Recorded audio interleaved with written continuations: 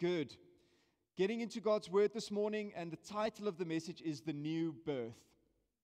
We've been in a theme about reaching lost people, sharing the gospel with them, and we've practically looked at that. We spoke about this gospel pamphlet last week, and this just outlines in a simple way the gospel for you to use to share with people. And there's more at the info desk.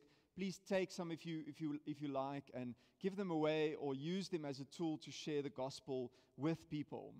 But when we think of salvation, we need to understand the way that Jesus outlines salvation in Scripture. And so we're going to read a story in John chapter 3, a famous passage from verse 1 to verse 18, and then we'll pray. John 3, verse 1 to 18. It says, "Now there was a man of the Pharisees named Nicodemus, a ruler of the Jews.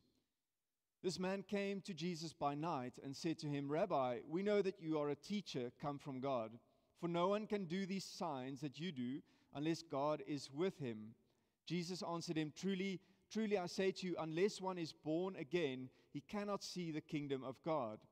Nicodemus said to him, 'How can a man be born when he is old?'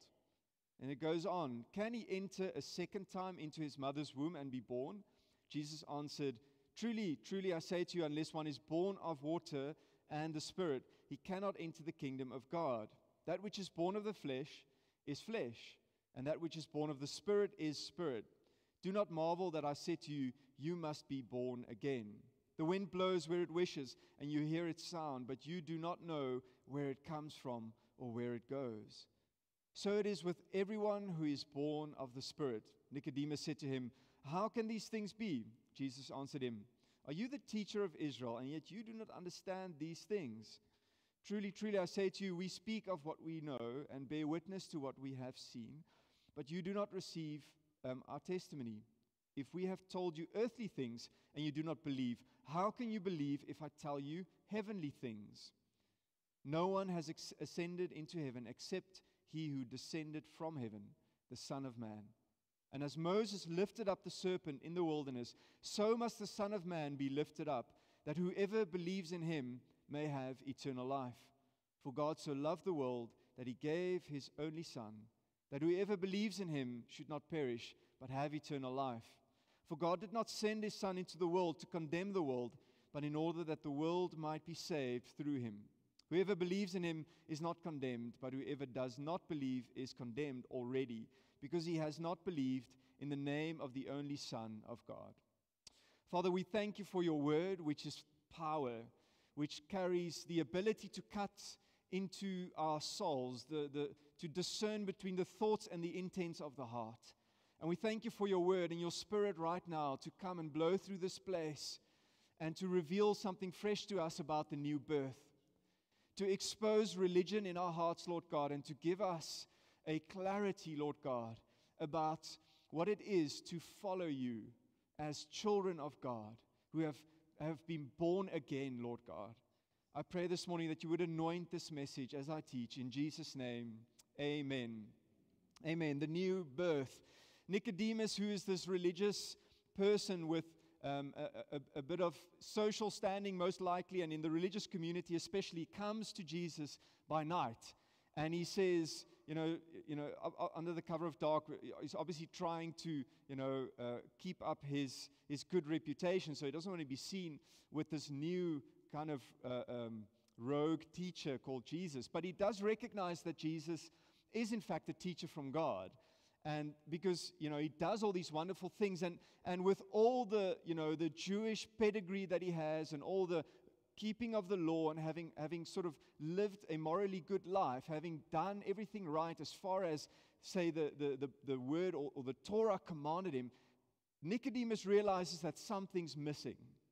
He realizes that there's something that Jesus has that I need, that I have yet to discover.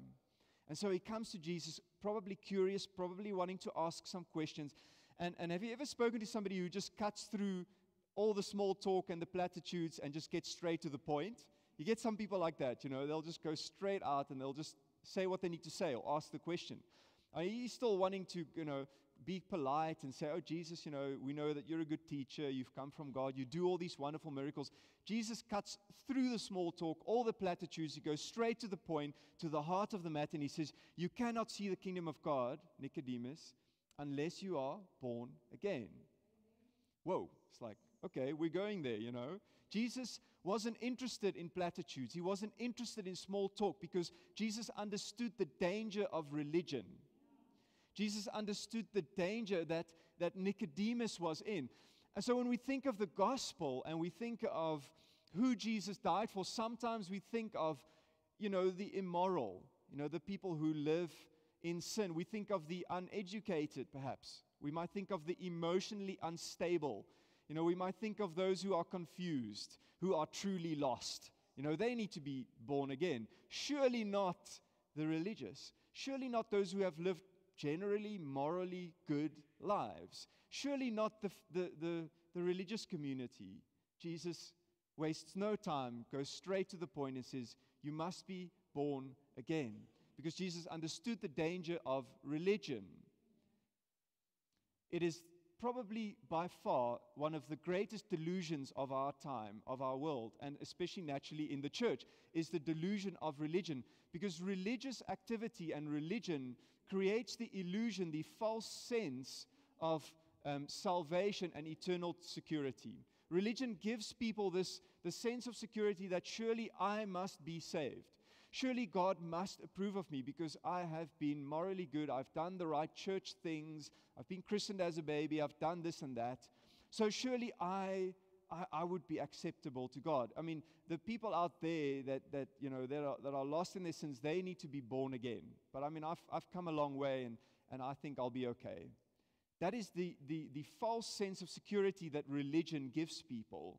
And it is so dangerous. It is so dangerous that Jesus wastes no time and he cuts straight to the point. You must be born again.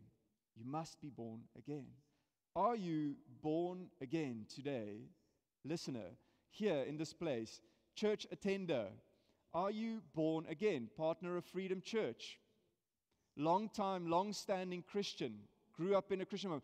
Are you truly born again? And I'll cut straight to the chase. I won't mince words either because I also realize how dangerous religion is. I've seen it my whole life. And in fact, I've walked in it myself.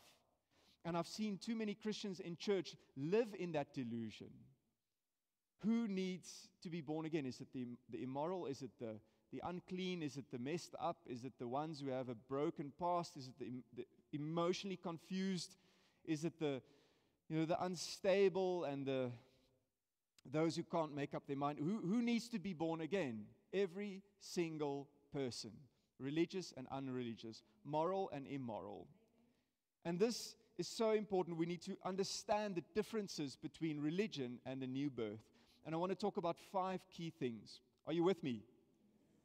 Number 1, religion strives to achieve salvation, but the new birth is a gift only God can give.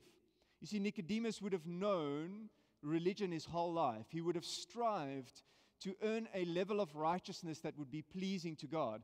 He would have been taught to obey the law, and then a long list of traditions and other rituals that he had to uphold and keep. And it was a never-ending striving to be holy before God, never-ending sacrifices made to please God. Jesus cuts straight through all of that. He circumvents all of that. He says the only way that you can see the kingdom of God, the only way that you can even make it into the kingdom of God, is that something must take place which is completely outside of your abilities, completely outside of any religious activity, any sacrifices that you make, any kind of church attendance, any good that you have done. It is only by faith in the Son of God. It is only by looking to Jesus that you can be saved. Nothing that you do. And this would have been hard for Nicodemus to accept because he was a man who understood things in concrete terms, right, in practical ways. And yet Jesus says it's like the wind. You don't really know where it goes, right? The Spirit does what it does, but you can't explain it. And it's not something that includes none of your own participation. The only thing you can do, he says, is you can only look to me, nothing else. Paul says this clearly in Ephesians 2, verse 8 to 10, for by grace you have been saved. Say this with me, through faith, not works. It says, this is not your own doing, it is the gift of God, not a result of works, so that no one may boast. For we are His workmanship. In other words, He's done the work. He's finished the sacrifice on the cross, created in Christ Jesus for good works, which God prepared beforehand, that we should walk in them. The good works are a result of our salvation. But the grace of God and the sacrifice of Christ on the cross is the only thing sufficient for our salvation. The only thing we can do is look to Christ in faith. Seeing our 2 kids born, I was there when they were born, and it's quite something I would want to say that I had a part to play, but I really didn't. In comparison to what my wife had to go through, and all mothers here will say amen to that, because it's a very long, painful process. And I had to realize that the baby also has basically no role to play in that. I mean, biologically, they position themselves in the womb and they get ready in the last trimester. But apart from that, they don't get to they don't get to do that. Have you ever seen a baby come out the womb like this? Whee! They don't even get to do that. I mean, moms would be pleased if that was the case. Hey, they were like, thank God, like they dived out. They don't. They have no part to play in the birth whatsoever. None. At all. Nothing. Zip. Nada. Nix. Null. Nothing. I'm driving home the point here that the new birth has nothing to do with your accolades, your achievements, your church attendance, your birth as a baby, your christening as a baby, nothing whatsoever. It is entirely through the work of the Holy Spirit in the inner life of a man and a woman who put their faith in Jesus Christ. Moral or immoral, religious or irreligious, doesn't matter. Doesn't matter. You can be in church your whole life and yet miss the point. You can be faithful and know Scripture off by heart, have a theological degree. It cannot save you. Only by new birth. After birth, however, the baby must begin to breathe, right? They get smacked on the bum and then they cry and then they breathe, right? That's the first hiding they need. Like, breathe, child. And then because that's an important biological function that must kick in, right? And they must drink from the mother because that's the nourishment they need to start, living healthily, to grow, right? They must do that. The doctors, the gynecologist is adamant, the nurse is there to assist, make sure that breathing and drinking happens, right? You must participate from that point onwards, because if you don't, you may find yourself once again in religion. You must participate in the work of the Spirit in your life by growing spiritually, by feeding yourselves. You must drink of the Word of God. You must breathe in the work of the Spirit. In the same way that natural birth, there is a point where the baby must participate. Peter says it beautifully, like newborn babies, you must crave pure spiritual milk so that you will grow into a full experience of salvation. Cry out for this nourishment now that you have had a taste of the Lord's kindness. He quotes the psalmist there, says, now in another translation, now that you've tasted and seen that the Lord is good. So it's not that you can just sit back and then go, well, it's all been done already for me, so there's nothing left for me to do. Wrong. There is something left for you to do. You are now responsible for your own spiritual growth and health. You cannot depend on anybody else. Yes, we are all here to help each other with that. But if you are stagnant, if you are not feeding on the Word of God, if you are not breathing in the life of the Spirit, no one can make you do that. And you will not grow. In fact, you will probably fall back into religion.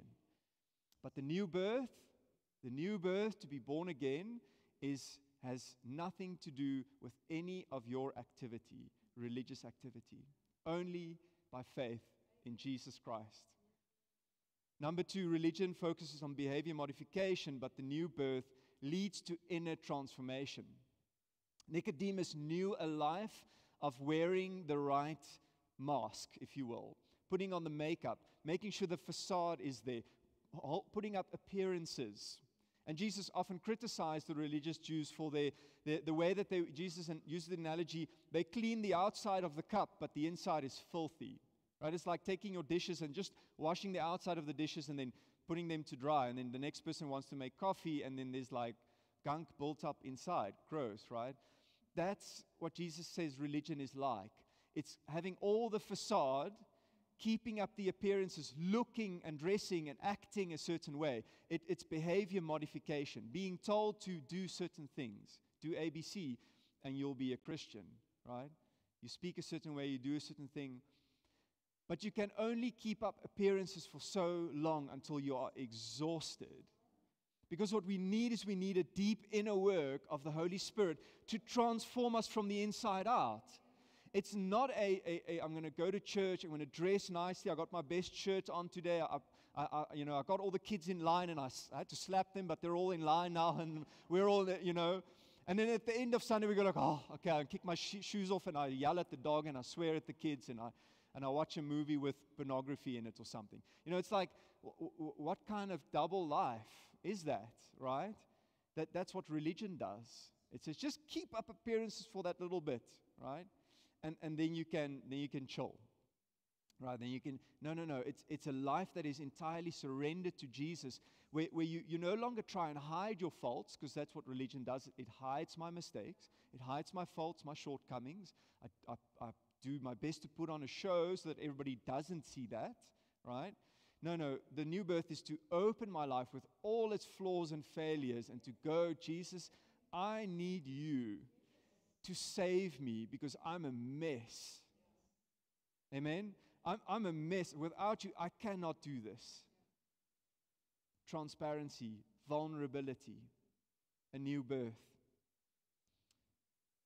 Titus 3 verse 5 says, He saved us. He saved us not because of the righteous things we had done, but because of His mercy. He washed away our sins, giving us a new birth and new life through the Holy Spirit. So a new birth that leads to a changed life. Now that I've been made new, something inside of me, the law is written on my heart, the Bible says. Something inside of me must change. My life as a result of this new birth begins to change as I submit to the work of the Holy Spirit in my life. I cannot stay the same. The gospel, when you truly encounter the gospel, when you truly behold Jesus and the cross, you cannot stay the same. You're not going to be perfect. Yes, everything's not going to be sorted out overnight, but you cannot continue walking in your old ways, because then you're just still in religion. Jesus says, come to me. I will save you. I want to make you new. 2 Corinthians 5:17 says that anyone who is in Christ is a new creation, right? The old has passed away. Behold, the new has come. In other words, there is something that has shifted. You are a new creation. Not because you're in church, it's because you're in Christ. Not because you're in the Bible, because a lot of people are in the Bible, but the old has certainly not passed away. They're still cheating and stealing and lying and doing all the same old things. Still living in fornicating and doing whatever they want. Addicted to pornography. Still stuck in their old ways. No. Anyone who's in Christ is a new creation. Say, God, I'm in you. I cannot do this by myself. I need saving. I'm not going to be perfect. Yes, I'm going to make mistakes. I know I will be tempted. I will fall into sin, but by God, I will move forward. By the grace of God, the old will pass away. By faith and trust in the Son of God and in His grace, the empowerment of the Holy Spirit, I will break free from my old habits. I will open up my life, be vulnerable, let you work in me, and I will be a new creation. You must be born again.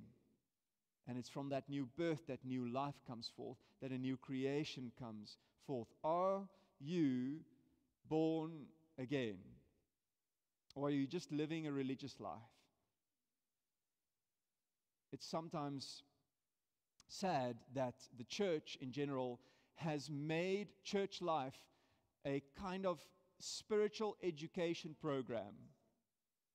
And so people come to be inspired, and they don't change. They just kind of stay the same. And it's because it's all focused on here, right? What I know. And we think that the greater my spiritual knowledge, the greater my spiritual life. Not true. Not true. There are theologians, people with theological degrees, that are atheists. There are pastors who have confessed. There's a specific minister that confessed to me who had been ministering his whole life to people, and only recently he was born again. It's possible. It's possible to live a religious life, even a good life, and not be born again. It's the greatest delusion. Number 3, religion is handed down through generations, but the new birth comes only through first-hand conviction. You see, it's true that your Christian faith, thank God, your parents, for many of you, have passed that down as a legacy, as a heritage. Praise God for them. But that doesn't make you born again. You are not born a Christian. You cannot be. It must be a personal decision. You see, Nicodemus had known a long pedigree of sort of righteous Jews. He came from a long line of, a family line of religious Jews who obeyed the laws and who did all the right things, and he would have been brought up in that life. That would have been normal for him. He wouldn't have wanted to know any other life, and he would have been quite good at it at that point. He would have been good at practicing the right things. But Jesus says, no. It's not your pedigree. It's not your heritage. It's not what was passed down to you from your parents. You must choose for yourself.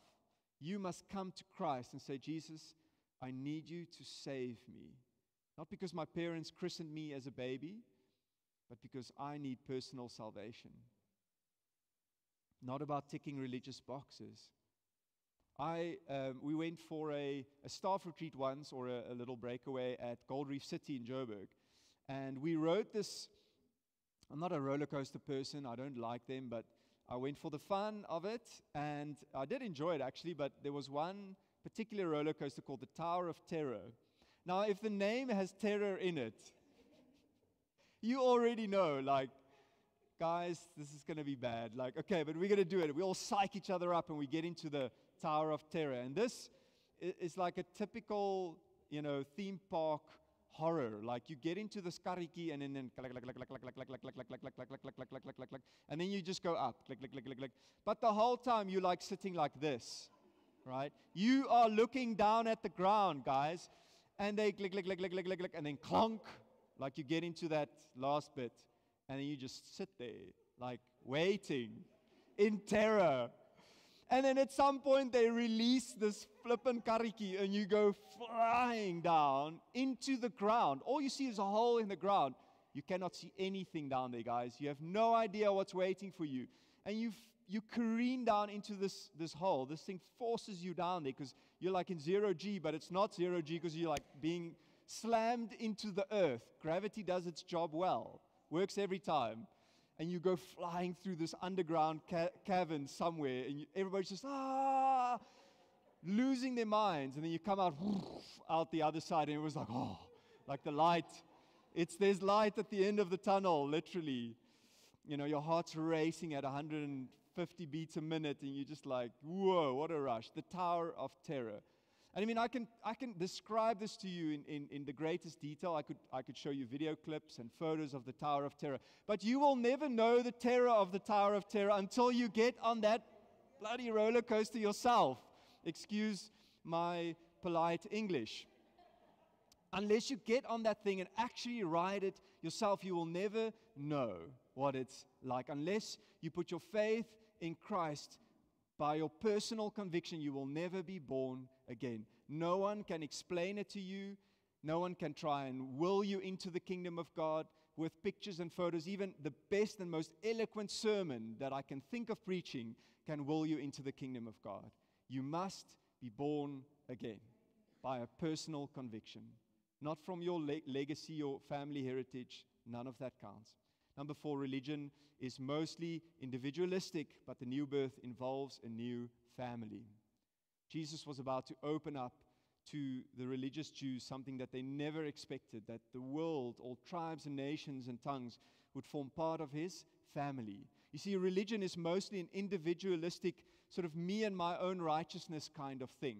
It's an insular thing where I come and sit in a chair on a Sunday morning and I listen to a sermon and maybe feel inspired, and then I go home and I don't really have any relationship with the people around me. That's what religion does. It's insular. It's individualistic. Jesus, however, said you will be born again into a family. You will have a new identity. You're a child of God and you are a member of the family of God. Ephesians 2:19 says, so now you Gentiles are no longer strangers and foreigners. You are citizens along with all of God's holy people. You are members of God's family. The new birth leads us to draw near to the family of God. And perhaps maybe for some of you, hang around in the cafe afterwards, meet someone new, have a coffee, buy a boerewors roll for the youth camp, whatever. Have family, have community. You were made for that. Join a small group, get plugged in, because that's how you begin to grow. Religion will keep you isolated, but the new birth leads to a new relationship with the church. As messy as it is sometimes, it is deurmekaar. I know it is. It can be painful sometimes. There are broken people here, and that's okay. Because together in our brokenness, we are being built together, the Bible says, as a building. And each brick, each part, each person has a function to fulfill. As we work in unity, the body of Christ is built up, the Bible says. We grow into maturity to become more like Jesus. But you cannot do that on your own at home. For those watching on YouTube, and you have the possibility to attend a service, don't settle for YouTube church. Be in the house, be in the family, be in a small group, be it youth or young adults. Get plugged in. Religion, number 5, agrees with the teachings of Jesus, but the new birth leads to obedience. Not out of obligation. I see that says number 4. That should say number 5. Not out of obligation, not because I have to, but because I want to. What the Word of God says, that's what I want to do. Because something has changed in me on the inside. You see, Nicodemus agreed that Jesus was a good teacher. He did that much. He was halfway there. But Nicodemus was about to come to the crossroads where he needed to decide, is Jesus the Son of God? Is he who he says he is? And does he have the final authority over everything else in my life or not? Because he cannot be something in between. He's either not Son of God, Lord of my life, or he is. But Jesus doesn't give us the option to put him anywhere, somewhere on the sliding scale between this and that. He has to be the Son. And as I put my faith in him, I acknowledge that he is my Lord, and that he is who he says he is, that he is the absolute King of kings, that all things were created by him and for him, that he is the exact representation of God, and he has the final authority. And so I obey him. I become born again, and I obey right away, and I get baptized. That's the first thing I do. Religion will say, you were christened as a baby. You don't need that. You know, that's for those messed up people who went to jail or did drugs and, came to Christ. Nope, it's for you.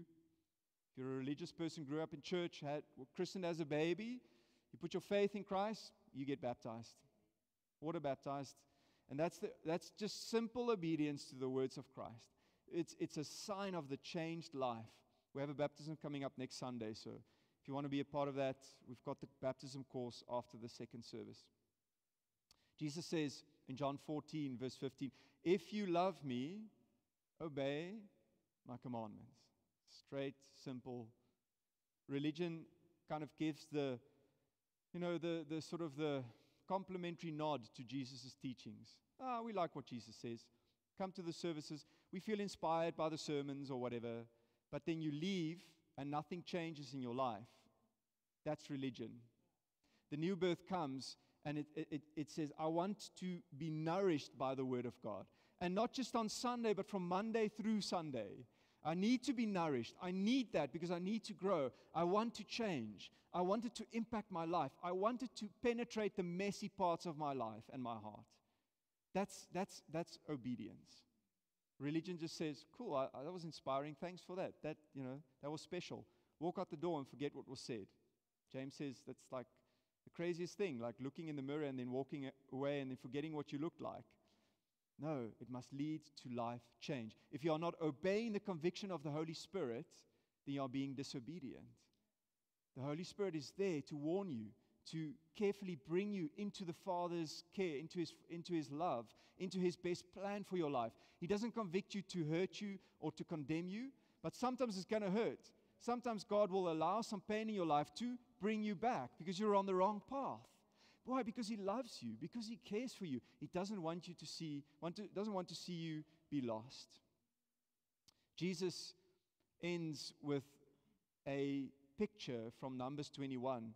In John 3 verse 14, He said, "And as Moses lifted up the bronze snake on a pole in the wilderness, so the Son of Man must be lifted up, so that everyone who believes in Him will have eternal life." The next picture on the screen is what perhaps that would have looked like as the Israelites had been complaining. They had been complaining again, and God sent venomous snakes among them, and they were being bitten. They didn't have Raal there to come and catch the snakes, so there was trouble in the camp. And people were being bitten and they were dying, and so they came, crying out for mercy, and God said to Moses, "Make this bronze serpent, put it on a stick and hold it up. And everybody that looks at this bronze serpent, all they had to do was look." It requires almost no effort to look. It simply requires attention. It requires pointed thought, attention towards something. Looked at that snake and they were healed.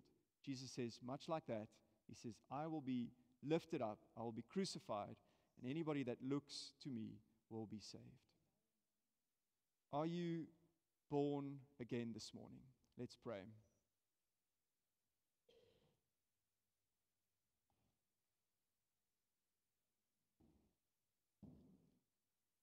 God, where we've perhaps allowed religion to set the course of our lives, where we've allowed religion to be the facade that we uphold, God, would you forgive us? Even those who have been born again, and so often we drift into religion. Father, forgive us. Where we settle for keeping up appearances, Father, forgive us. Where you are, if that's true for you, if you've been living a life of striving, trying to achieve, trying to live in your own self-righteousness, ask God to forgive you for that. Come back to your new birth. Come back to what Jesus has done on the cross this morning. Take a moment and just confess that before Him.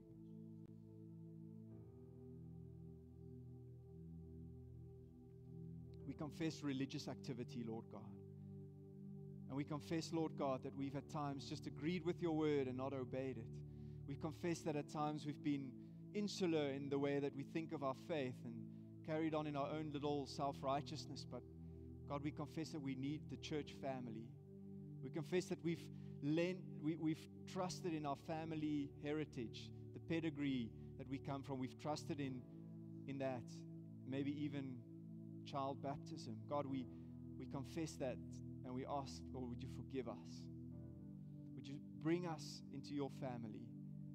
Would you change us from the inside out, Father God? May we forsake behavior modification, putting on masks, keeping up appearances.